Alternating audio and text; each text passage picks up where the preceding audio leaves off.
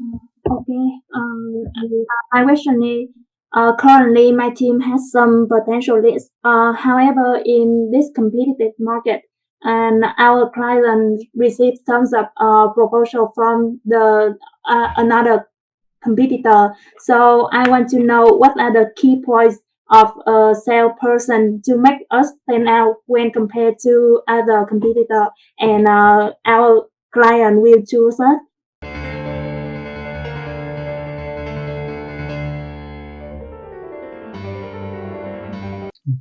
Uh, John, can you help me with the question, please? Sure. The question is about Mean has products, Okay. but in her product also have many competitor in the market. Okay. So, and then different clients, let's say 3-4 competitor, reaching to one potential leads at the same time. Our question is about how she can really flourish in a right way, so she can actually impress the client and really close the deals, and beat the other competitor, or just basically oversee the other competitors who are also reaching to the extent. Because in B2B, always multiple solution provider reach to the leads. Yeah. So, I think she asked a brilliant question actually. Yeah. So in you was reeling out a lot of greenfield projects too. Yeah. So you also grown something from 0 to 160 million. Yeah. And so you one day you had nothing in the beginning, and then how did you close the deals in the early stage? And that will be great, Sharon, please. Yeah. So I think, thanks, Min, for a very, very good question. So I'll be very, very happy to answer to you. So what you do normally in these scenarios, that okay, there will always be competition, whatever you do. Okay, even you, if you go for a job, you'll have 4 candidates, being interviewed.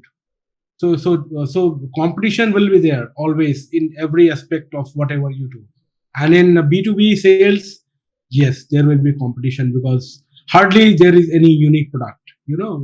If you create a unique product, somebody will come up with a similar product and will create a competition.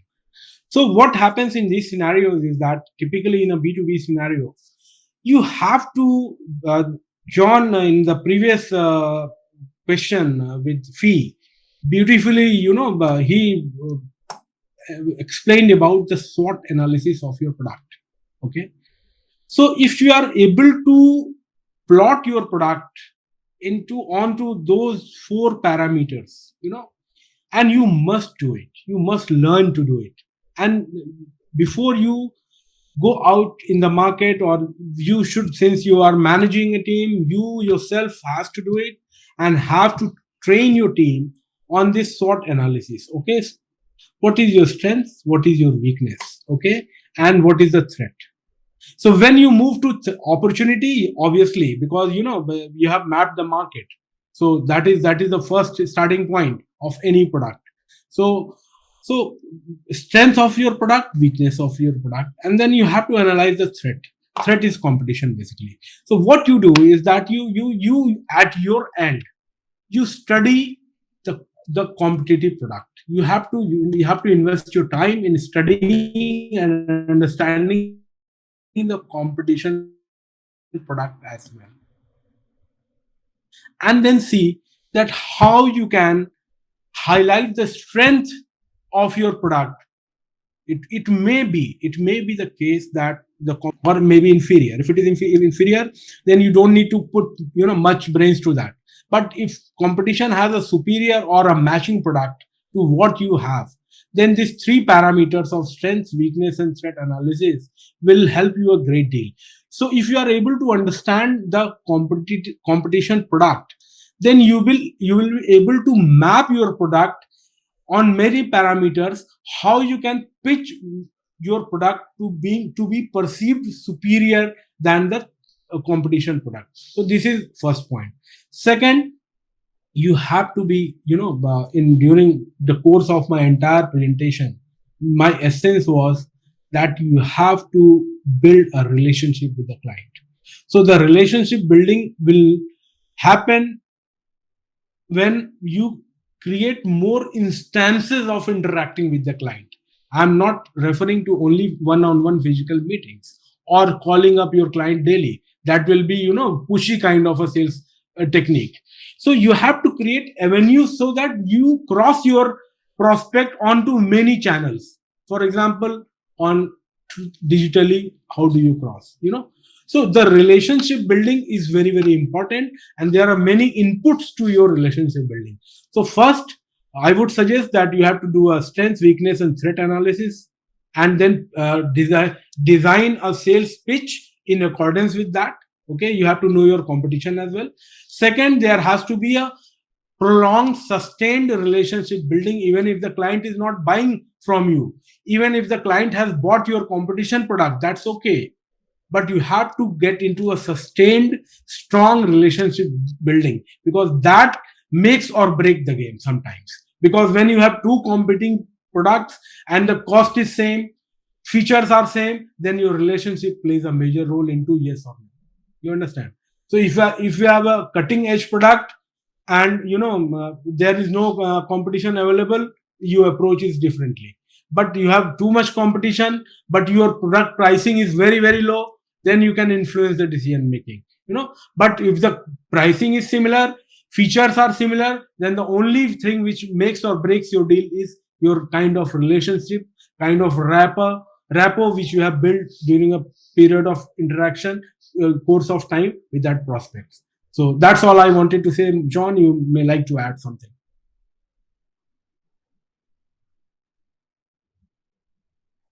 Thank you.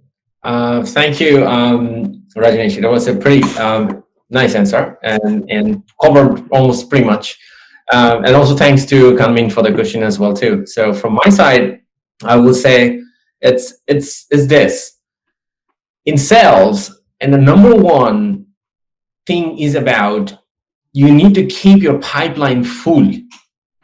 There is no alternative of this one. You need to keep your pipeline full. So pipeline full is about what Rajneesh was saying, is about demand generation. Your demand generation means you don't create the demand. There's a lot of people, there's an ocean out there, but you need to find out that who are doing what, and should be bringing them forward to your pipeline into it and keep the pipeline full.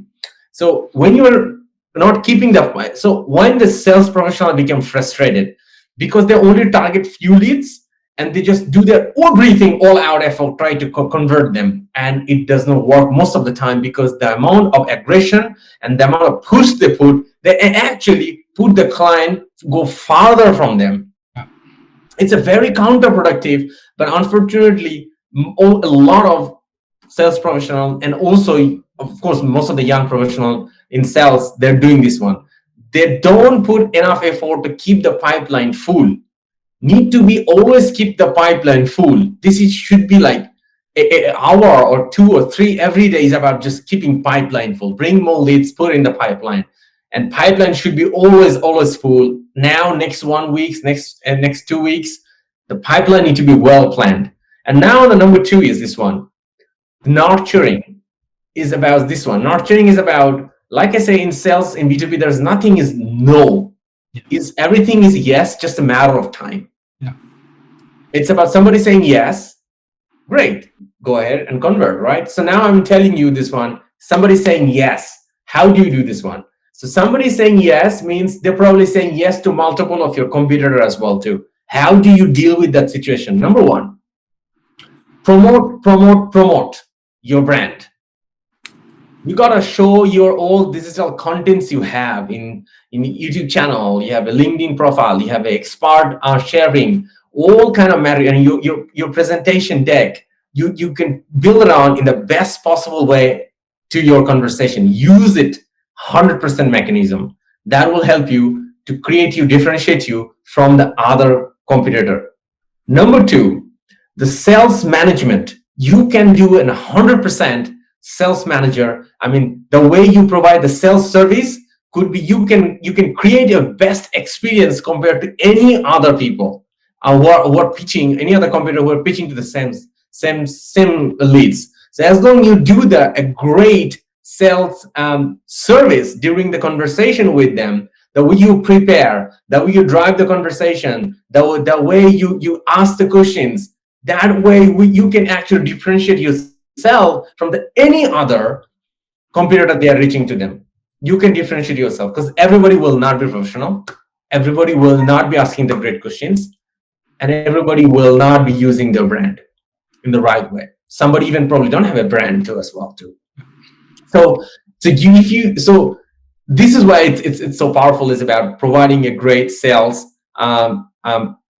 service during the conversation. And the beautiful thing of this one is it's about absolutely depends on you. Nothing around external effect depends on you. As a sales professional, you can absolutely nail it by doing yourself, by learning and every day correcting yourself. Yes, you're going to lose some deals. There'll be some of the deal will be fall back. Some of the clients even probably will not give you a great feedback as well too. But you don't stop. You listen to it and see what went wrong. What was the thing was not going good, and then you just keep correcting yourself. Like I said, this one, a professional always correct themselves. So as long as you keep correcting yourself, you will be a great salesperson by providing great services as well too. Number 3, during the sales process, also bring extra values. See that what in your company, in your team, what are the key things you can bring extra values you can give it to your potential discussions. Not so much like you will distract them, but it will show that you are investing in a relationship.